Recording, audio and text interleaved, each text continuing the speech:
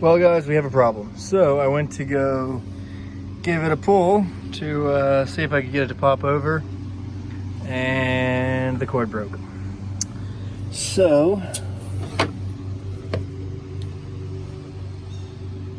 got to pull this cover back off. Matt and I have already had this off before. We had to fix the spring, but we did not replace the cord. So I'm gonna grab this cover. I've already taken the screws out here, so it should just come off. Should, keyword, okay. So this guy, it's got this weird thing in it. Alright guys, I brought it inside. I know I'm not doing the best job of filming, but I'm going to try and capture as much of this as I can. I'm here by myself today, so, or at least for now, Matt's on his way. Just picked up a vise and rotary table, and I think some tools for his little mill lathe combo thing. And he also picked up 2 sticks of 20-foot DOM 1 3/4 120 wall tube, and then some 2-inch 3/8 wall for a anti-wrap bar that's going on my truck. So anyways, so he's headed back, and I've got this thing taken apart, and we've got the rope here. You can see right here is where our problem is, where it broke. But I'm gonna pull this out and just push this, and these little teeth, grab the rope, and there's a knot in this one.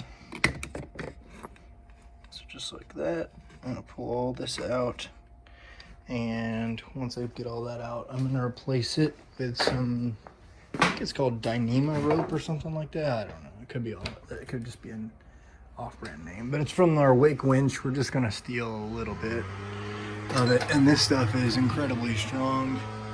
Sorry about the all the noise. The neighbors are doing all their yard work, but anyways, just gonna steal a couple feet of this and run to that. So that's the move. Keep you guys updated.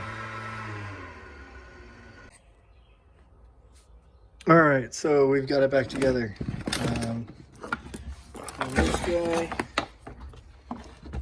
And it's all working anyways. This is pretty interesting. I've greased it up. I should have shown you guys this before. But if you see, this rod is on the top of the spring. It's sprung this way. So when this pushes this way, when it pushes clockwise, it loosens the spring so that it can spin on the shaft. When it spins counterclockwise, this hoop has this loop here has a bar that goes and is right here, and it's pulling on this. So when it goes clockwise, it pulls on this to loosen it. So that way, when you pull the string, let's see if I can do this all one-handed here. When you pull the string, see how the spring's sliding around the shaft? I'll show you here.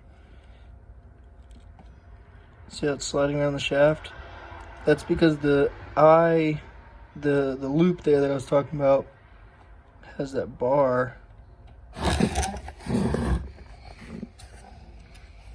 me think about this for a second. No, I take that back. The loop is on the bottom, so the spring is wound like going from the bottom up counterclockwise. So when you pull on the loop this direction, you're loosening the spring. You're unwinding the spring so it can spin. When it goes back this direction, it would tighten it if it pulled on the loop. But instead, it's got that one little bar that's up there, and it pulls on that rod that's sticking out. And also there. So it's kind of doing two things. But anyways, that's so that it can we're not gonna have too much trouble. But anyways, let's go throw this thing back on there, see if we can get it started. All right, guys, she's running. We're gonna flip her over and tie the bottom. Oh, maybe not. Anyways, gonna flip it over and zip tie the bottoms and go from there and see how it goes. I think we need to figure out this kill switch is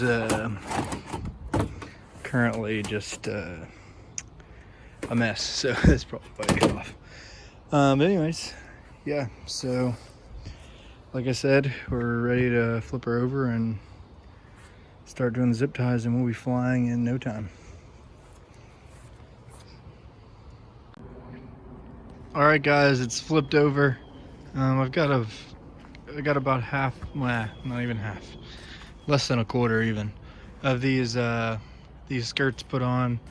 Just zip tying them to the P-clips all the way around, and that's where we're at. So Matt should be here any minute, so he'll come and help. But we've got a ways to go.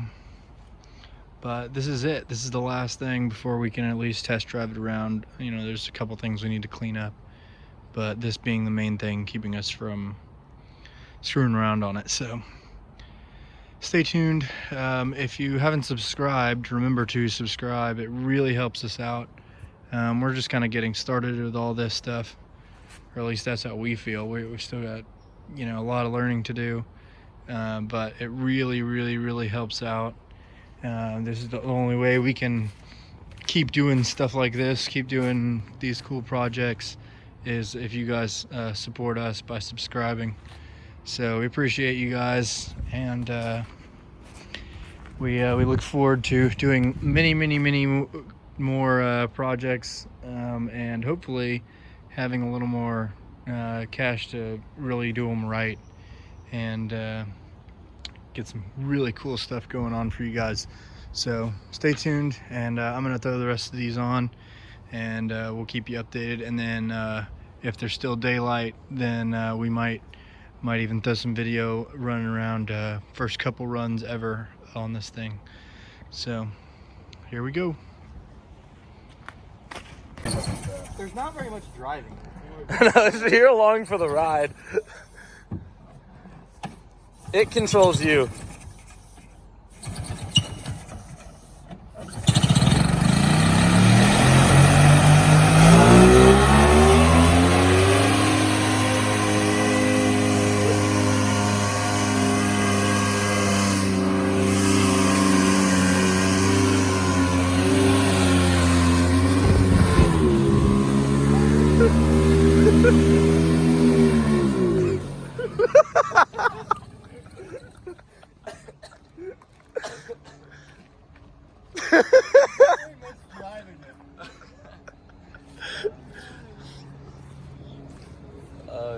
Thanks. Okay, we're just See you. Look at the ground.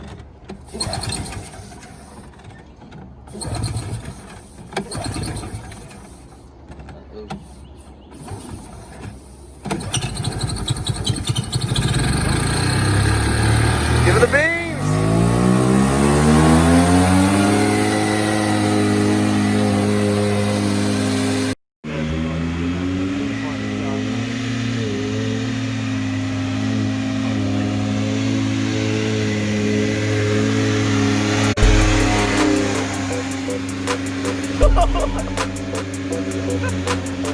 That's a bell box.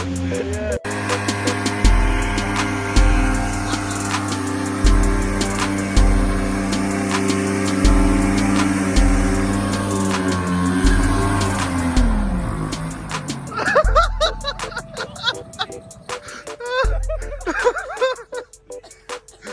Dude, that's awesome.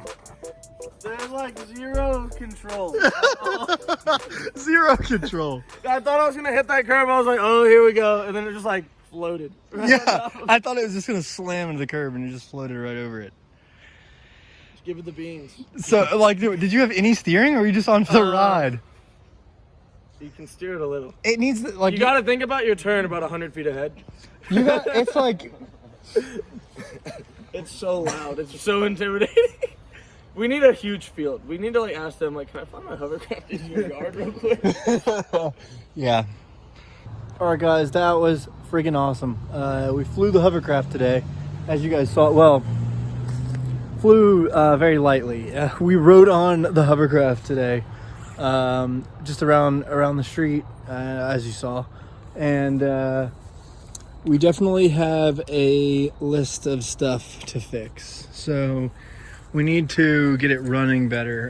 It runs and, you know, is drivable and all, but the better the motor's running, the more control you have, because you can't really, you need to be able to throttle when you need to and pull back when you need to, and right now you just kind of can't. It's kind of dying every now and then, so we got to fix that. Police couldn't come by. Apparently somebody else does this VIN verification stuff now, so I got to schedule an appointment with them. You know, it's the whole pain in the butt, but you know, we got to do what you got to do. So anyways, but yeah, drove it around. We'll probably end up taking it somewhere. I think we definitely realized that we need a lot more room to drive the thing around, but it's going to be a blast. It really starts to pick up speed once you get it up on plane or whatever.